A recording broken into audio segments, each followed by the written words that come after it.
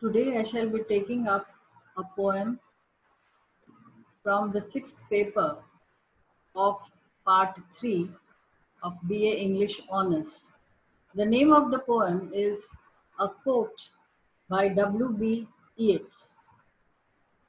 Now, in a poem, it is very important to read it loudly. It should sink into ourselves. So, first, I'll do the reading of the poem. In the previous poem of William Butler Yeats, a background, a biographical and historical details has been given.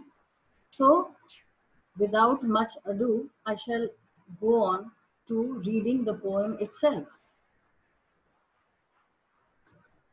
I made my song a coat covered with embroideries out of old mythologies, from heel to throat. But the fools caught it, wore it in the world's eyes, as though they had wrought it. Song, let them take it, for there is more enterprise in walking naked. This is all about the poem. Now, it is one of William Butler Yeats's minor poems and the last in Responsibilities, a collection which was written in the year 1914. Probably it was written as a farewell to the style of the Celtic Twilight.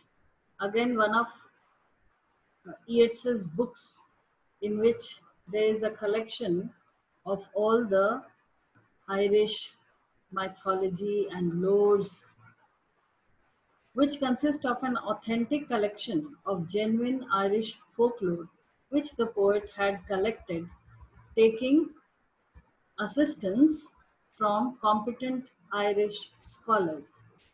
Now, here is a picture where the poem, a quote on a wall.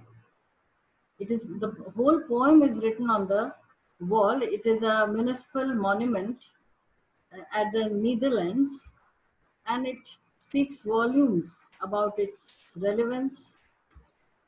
Now, in 1923, in one of his Senate speeches, he was one of the senators, he calls himself a non Gallic scholar, but asserts that the greater portions of his own writings had been founded upon the old literature of Ireland. It is in Responsibilities in which he speaks about casting off the coat woven of embroideries out of old mythologies which he had made for his song. It is assumed that he chose to become either cosmopolitan or merely Anglo Irish and renounce all Celticism. Rather, he adopted a more realistic type of patriotism. Now, coming back to the poem, I will take up the first line of the poem. I made my song a coat. Now, the poet recalls how he cloaked his song in the fineries, in the ancient myth of Ireland, so that no part of this dress remained unadorned by them. The poor imitators carried off the coat, passing it off in front of others as their own. The concluding lines say that the song is better off without the coat, since there is more enterprise in walking naked. This bare and stark truth has been partially exemplified in the style of the collection, that is, the Responsibilities, which were written by Yeats in the year 1914. Yeats makes use of one long extended metaphor in a quote.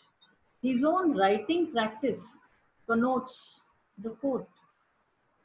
It has the embellishment of the finer taste, which kind of represents his fidelity, or you could say identity. A lot of effort and time has gone into its making. It represents Yeats's dedication into his art form. No wonder he's called the writer's writer, the disciplined poet. The other writers or the contemporary took advantage of the new terrain, the new sphere, the new field, the new practice, and tried to try on the coat, but to no avail.